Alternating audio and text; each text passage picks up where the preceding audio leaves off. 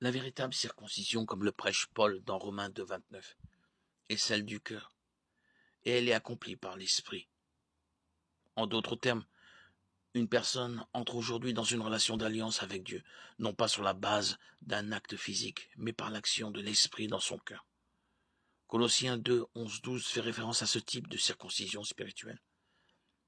C'est en lui aussi que vous avez été circoncis d'une circoncision qui n'est pas faite par la main de l'homme, mais de la circoncision de Christ, qui consiste à vous dépouiller du corps de votre nature pécheresse. Vous avez en effet été ensevelis avec lui par le baptême, et vous êtes aussi ressuscités en lui et avec lui par la foi en la puissance du Dieu qui l'a ressuscité. Cette circoncision n'implique pas la coupure du corps, c'est une coupure de notre vieille nature. Elle est un acte spirituel et ne désigne rien de moins que le salut opéré par le Saint-Esprit.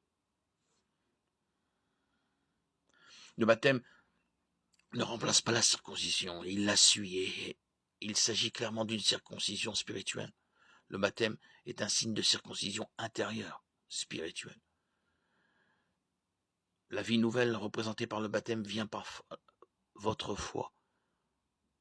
Cela implique que celui qui est baptisé a la capacité d'exercer la foi, puisque les enfants en bas âge ne sont pas capables d'exercer la foi. Ils ne devraient pas être candidats au baptême. Une personne née physiquement sous l'ancienne alliance a reçu le signe de cette alliance, la circoncision.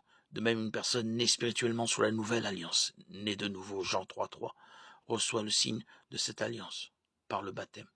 Colossiens 2, 11, 12.